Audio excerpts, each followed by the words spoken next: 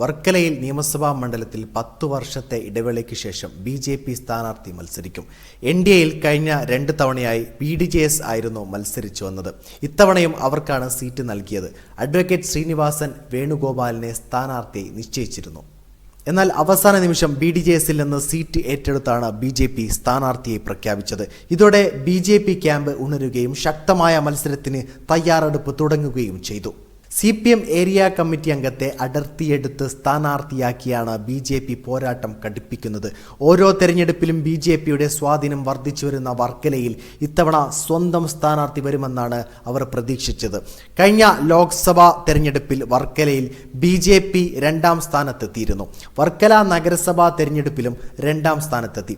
പഞ്ചായത്തുകളിലും നേട്ടമുണ്ടാക്കി. കൂടാതെ കഴിഞ്ഞ നിയമസഭാ തെരഞ്ഞെടുപ്പിൽ ബി.ഡി.ജെ.എസിന്റെ വോട്ട് കുറയുകയും ചെയ്തു.